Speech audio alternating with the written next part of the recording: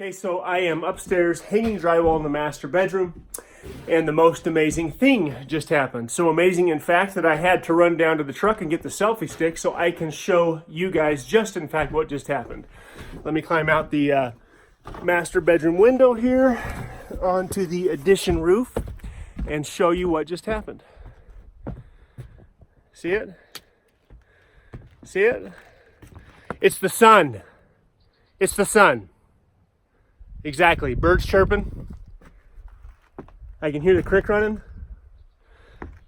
The sun. My long lost friend, the sun. That's it. Nothing else.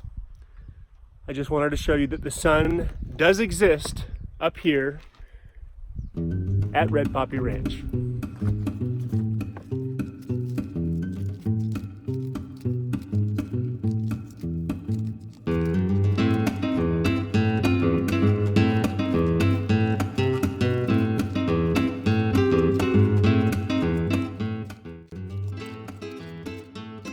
The process of hanging drywall is not that difficult, especially using the drywall lift.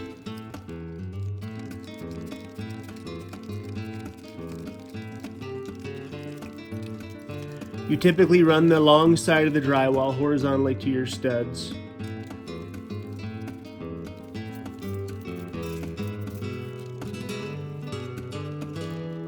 Code requires at least 3 screws in the field.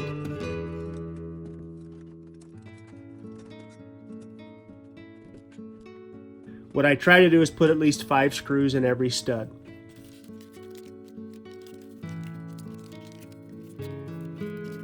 Because our house is conventionally framed, I went ahead, took a long 2x4 that was straight, placed it across the rafter ties, and made sure everything was flat and even.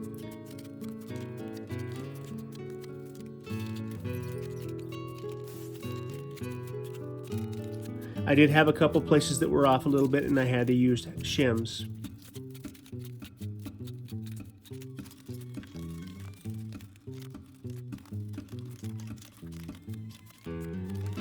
Obviously, the more I do it, the more comfortable I get, especially with the roto zip.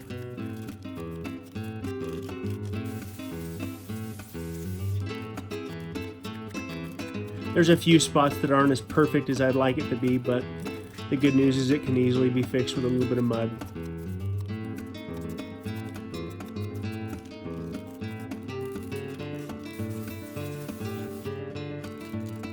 I hauled 64 sheets of drywall up here last week thinking that would get me more than done with the upstairs and partially into the downstairs.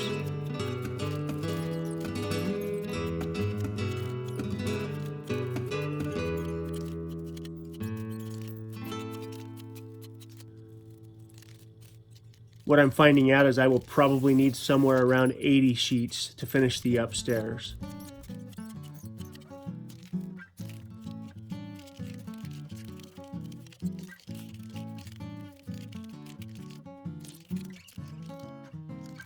I try not to be wasteful where I can help it.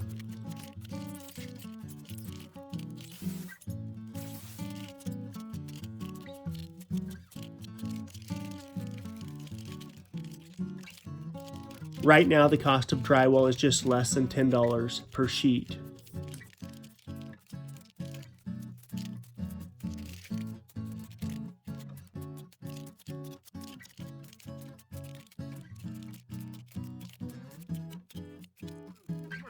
If I can use a short piece here and there where it's not going to compromise the finish, naturally I do.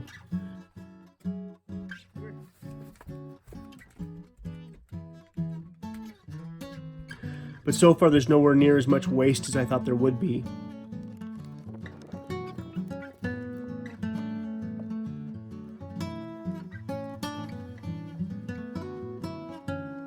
When I first started, I had this idea that all the short pieces that would be left over I would use in closets or places that are not going to be seen. But truthfully, there's nowhere near as much left over as I thought there would be.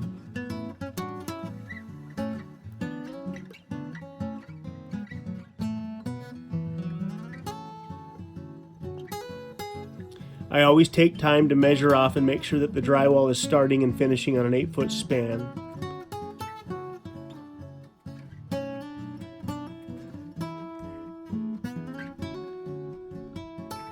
Naturally, I've had to go back and put quite a bit of backing in that I didn't put in when I was framing, using 2x3 studs.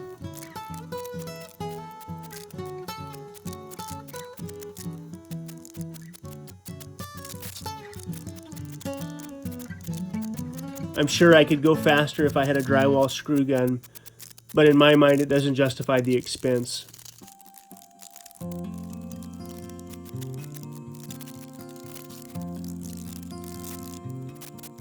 I drove down and looked at a few different drywall screw guns. I just couldn't talk myself into it.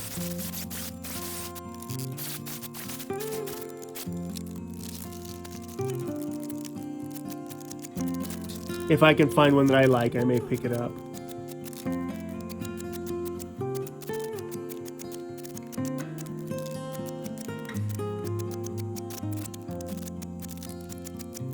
The one thing I will say is using my big Milwaukee cordless screw gun, it's quite a bit heavier than what the drywall gun would be.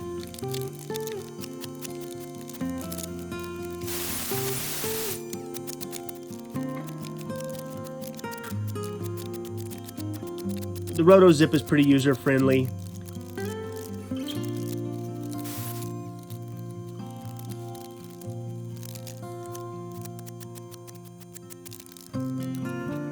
I made a couple of mistakes when my depth wasn't set properly with the bit.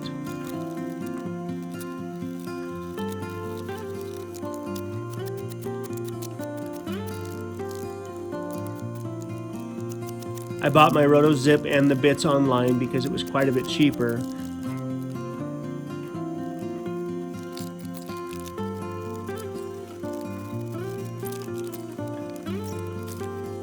The Roto Zip is designed to be used in a counterclockwise motion, whether it's around windows or around can lights.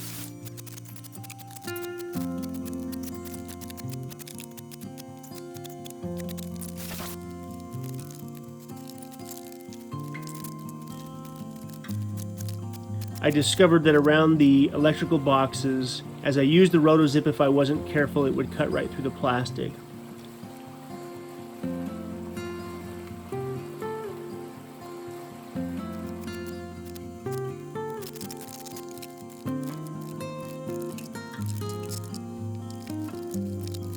What I decided to do was take the time to measure properly and then use a loose gang box to trace the pattern of the electrical box before cutting it out, and this keeps me from touching the electrical box any more than I have to.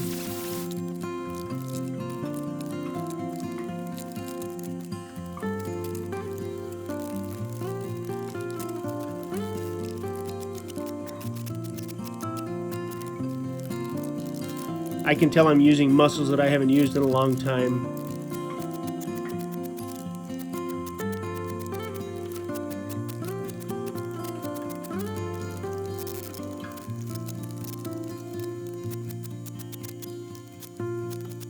The drywall lift does most of the work.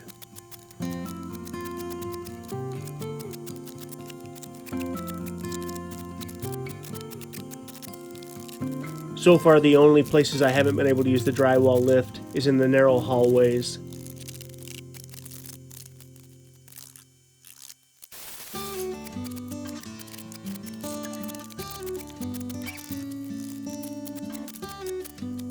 The hardest part about the job so far is finagling the sheets of drywall up the stairs by myself.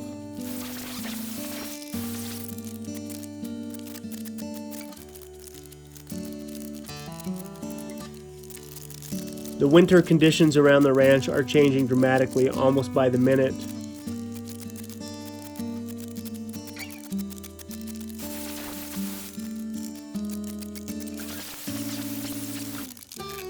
From the front door of our house, I can hear the crick getting progressively louder throughout the day.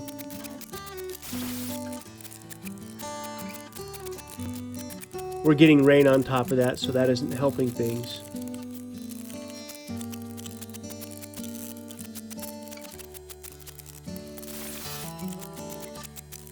As I walk around the property, if I slow down and pay attention, I can hear water running under the snow.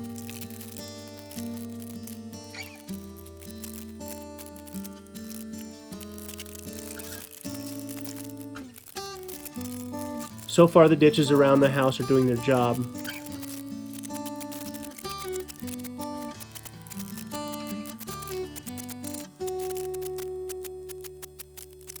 Once it dries out a little bit more this summer, I hope to develop those a little bit deeper, make them a little bit more defined. But I've had zero problems with water around the house.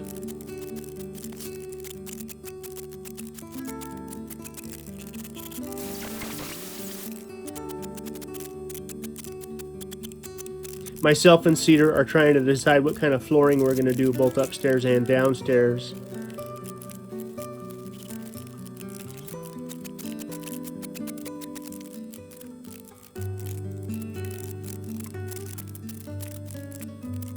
Initially, we were just going to stain the concrete and seal it, but we're thinking about doing something different.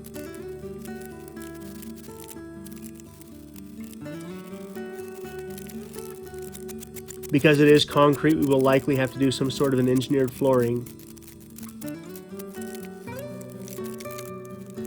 We've got our cabinets ordered. We think we know what color paint we're going to use. So now we're just trying to get the right flooring for our application.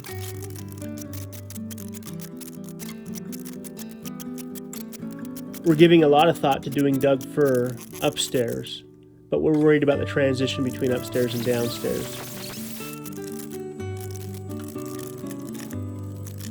I personally would rather not use a manufactured flooring like that, but because it's on concrete, our options are limited. We need to create some sort of a buffer between the cold concrete and our feet in the wintertime.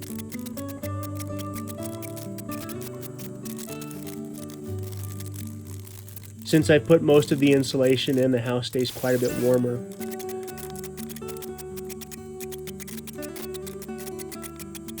I start the day with a fire, usually to warm my lunch up.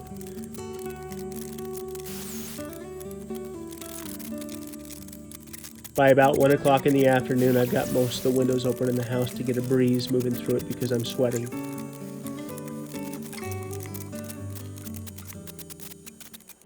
This is one of my favorite spots to stop and just take a minute and just kind of look around. Earlier there was about 40 elk wandering through. It's about 2 miles from the ranch, but it's on the road up to the ranch, and at times the beauty up here is just absolutely breathtaking. The progress on the upstairs bedrooms is going really, really well. It's going quite fast. I should be just about finished up with the entire upstairs. Hopefully tomorrow, if not tomorrow, then first part of next week. I'm going to play around with taping and maybe do a little bit of prep work just because I'm getting bored and I want to try it. But my plans are to, before I start doing really any major taping or any mudding, I'm going to finish the downstairs. But there's one closet upstairs that I want to just kind of play around with and see just what I'm getting into. But I feel good about it. Things are going well. Progress is, everything's moving forward. We got a lot of water moving around right now. It's literally between the time I get up here and the time I leave, it's shocking how fast the snow is going away. The other day I watched about a 40-acre field on the drive up here. When I passed it in the morning, there was about 3 inches of snow on the ground. When I went by that afternoon, there was no snow at all. The creeks are all moving. Just about every which way the water can run, it's running right now. I think the governor of Idaho has issued a state of emergency with the flooding that's happening. So far, everything's good right around the house. Thank goodness I'm working inside.